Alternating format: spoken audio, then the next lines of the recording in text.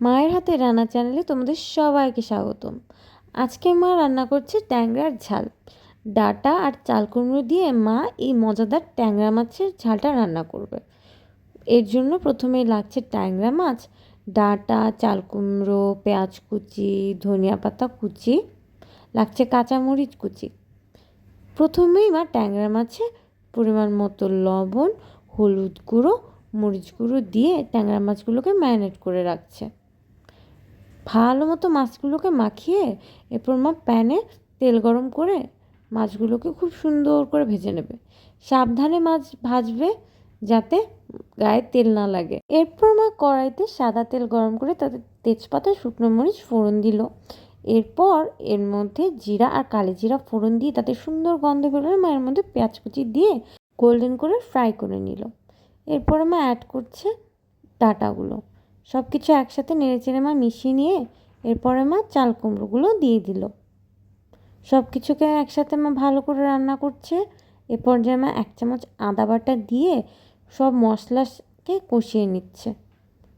বেশ ভালো করে নাড়াচাড়া করে বেশ কিছুক্ষণ রান্না করে এর মধ্যে মা কাঁচামরিচ, 1 চামচ হলুদ গুঁড়ো, আধা চামচ মরিচ গুঁড়ো, সামান্য ধনিয়া গুঁড়ো দিয়ে একসাথে কষিয়ে নিচ্ছে। খুব ভালো মতো কষা হলে মায়ের মধ্যে দিয়ে দেবে পরিমাণ মতো লবণ। লবণটা স্বাদ অনুযায়ী দেবে। এ পর্যায়ে মা দিয়ে দিচ্ছে গরম জল। ঝোলের জন্য কতটুকু জল লাগবে সেটা তোমরা বুঝে দেবে। ঝোলটা যখন বেশ খানিকটা ফুটে উঠবে সেই পর্যায়ে মা এর মধ্যে অ্যাড করছে ট্যাংরা মাছগুলোকে।